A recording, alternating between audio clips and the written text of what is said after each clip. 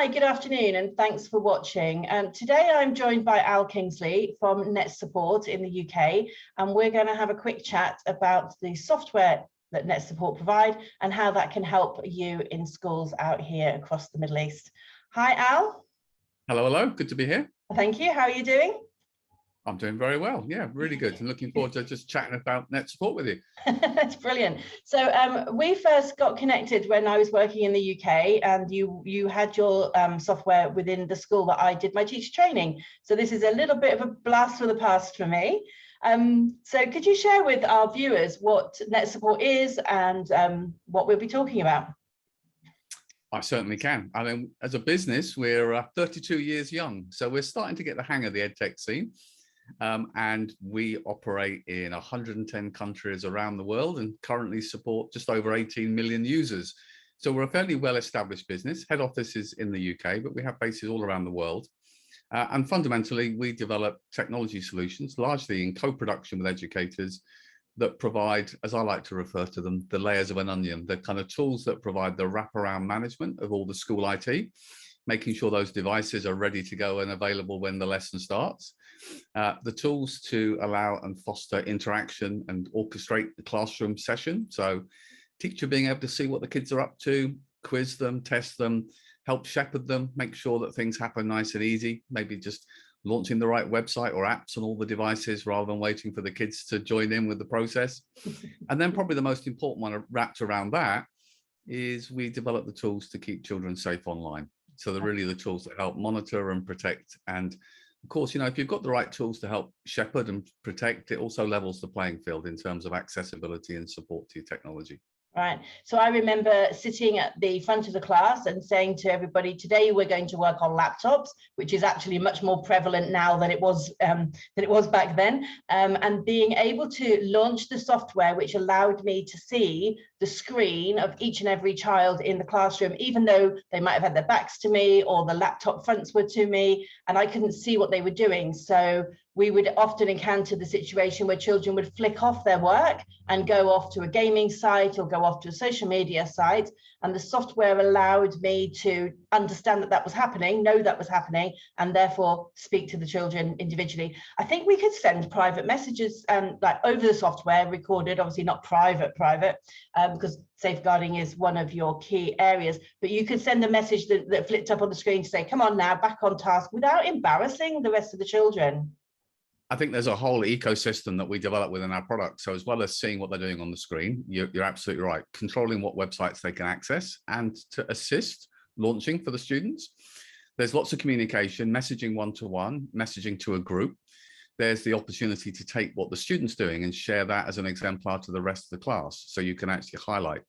And also it's a tool that's used to support learners because not all learners are as technology savvy or might take a bit longer. So actually speeding up the process for them, making it easy to get the resources open and available at the start of lesson or during the lesson, providing a platform for learners to quietly ask for help from the teacher. Not all children are confident about putting their hand up and signposting their need for support. So we do it so the teacher's alerted and the toolbar at the top of the student's screen changes color. So if you're walking around the class, you can see which students need some intervention and support. That's amazing. I think I particularly liked that reducing embarrassment and allowing children the safety of asking questions without the teachers being aware. So you mentioned that you've been around for 32 years in industry, and can I say you don't look a day over 32? Is that the only software you do, or have you got other softwares that you manage and lead? Yeah, I mean, working with NetSupport, it's very much about the ecosystem. So we could start, if you're at a school and you're the IT manager, the network manager, you need something to wrap around to keep all of your devices operational, keep them all fired up, make sure they've got the latest software on them and not the wrong software on them, and make sure both the staff and students, all the devices are operational. And we wrap that up in a solution called NetSupport DNA. Okay. The instructional tech in the classroom that we've just been talking about, we have two flavors. We have our core product that's been available for many years, NetSupport School, that does all that kind of functionality. But there's also the reflection that actually the last 18 months, the landscape's changed a bit, Louise, and the definition of the classroom has flexed. So we've taken the best bits of NetSupport School, that instructional tech and supervising in the classroom, and the best bits of NetSupport DNA, knowing where our devices are and keeping children safe online, and combine them together into classroom.cloud, which is very much what it says on the tin. It's the one solution that simplifies the process and makes it really easy for schools to both meet their statutory obligations, but also, I think probably the most important thing is having one tool that reduces the level of training and inset, makes it easier for staff to build confidence and students in using a common tool. And the last bit, which again is that kind of insurance policy, is making sure it's device agnostic. We don't know what devices will be in the hands of our learners next year, let alone if they're at home, what they may have accessibility to. So Classroom Cloud kind of supports that full breadth of technology just to make sure it's usable. Okay, so something just popped into my mind there, which is quite frequent, sometimes, occasionally. Is there other softwares that can be replaced by NetSupport? So I'm thinking when you said Classroom Cloud, a lot of schools are using Microsoft Classrooms and Google Classrooms. Is this a replacement or potentially a replacement, or do they keep both? Does it sit over the top, or does it sit on the top or replace? Well, that's a really good question. It doesn't replace Teams, but it absolutely adds to it. So let's take a simple example. If our class weren't in the room, with Teams, we can see our learners, just like you and I are chatting here now. But can we see all the students' desktops? No, we can't. So we've got that half angle. We've got not that complete visibility. So actually quite the opposite. Classroom Cloud integrates with Office 365 and Teams. So not only does it allow you to actually see what the children are actually doing on the devices and provide that support, but it also integrates, so any conversation in Teams then get monitored using our online safety tools. So a teacher's alerted if a child is at risk or potentially place themselves at harm. And we often think of the extreme versions of risk, but actually some of the intelligence, particularly right now, is much more focused around SEMH, that social emotional, the children that are vulnerable for other reasons. And so that really close integration, as you'd expect, we also integrate with Google Classroom. So if you've got a Google integration, you're not going to have to set your classes up twice, or the groups automatically pull through.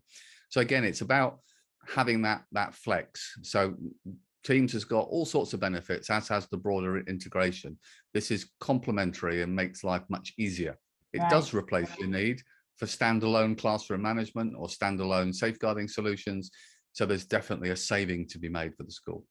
I think especially in these times where we might be doing hybrid, where some children will be in the classroom and some children are at home, or all in or all out, shake it all about. There's all different ways that we're working now, which we weren't working before. So that's fantastic.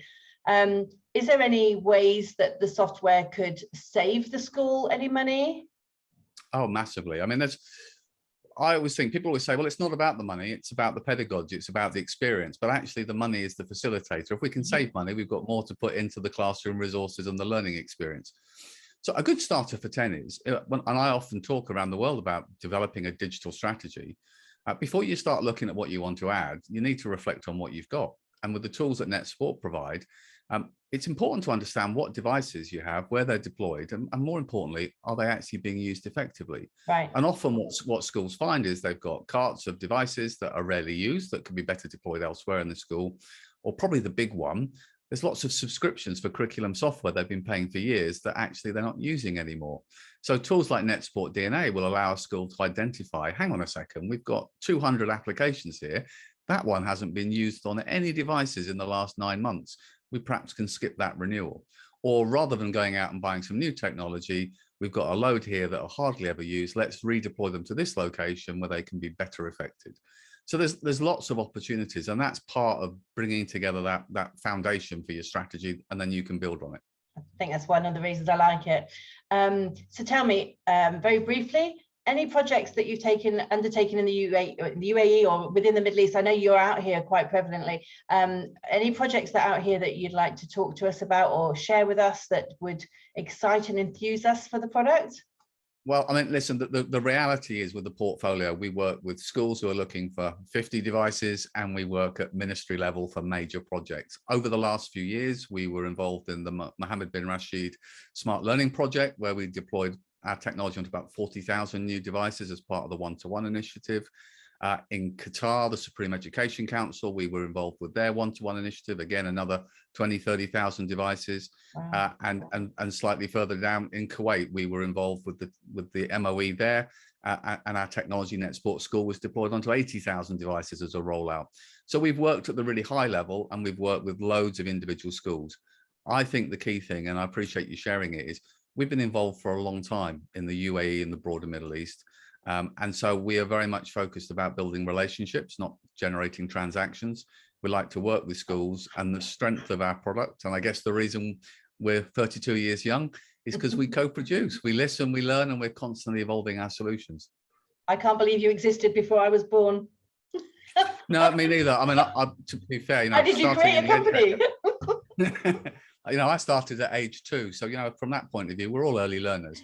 But you know, it's a really exciting sector, and I think the thing that, you know, is really good to talk to you about, Louise, is for all the positives about delivering a broader EdTech agenda and the role of digital in supporting our learners, we've really got to be mindful in parallel of using that technology to both keep children safe and, where we can, level the playing field in terms of equity and equality of access.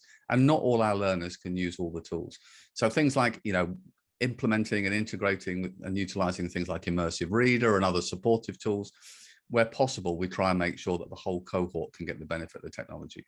Okay, which is actually inclusion, because you're not isolating individual children for individual support. You're saying actually this benefits all, so everyone should have access, and it does level the playing field and create equity rather than equality and things. Brilliant. Absolutely. Is there anything else you'd like to share with me? No, I mean, we'd love to work with schools. We're really pleased to be working with yourself, and you know, Louise, thank you for your support. And you know, I think there's so many opportunities right now to spread the word and spread the love. So you know, it's a pleasure to have NetSupport aligned with yourself. Thank you very much. And how do we get in contact with you if a school's interested? Obviously, they can contact me, and I can put you in direct contact. But you must have a website. We have quite a few websites. The home hub, if you like, netsupportsoftware.com, will point you to all the microsites. Classroom Cloud we've been talking about, perhaps not surprisingly, is classroom.cloud. Okay. You can find NetSupport on Twitter, on Instagram, on Facebook. By all means, reach out. We'd love to connect with you. Amazing. And if I get any leads out here, obviously I'll let you know. And anything I can do to help you out here while I'm on the ground during this horrible traveling time, do let us know. Thank you very much for joining me. Take care. My pleasure. Bye-bye.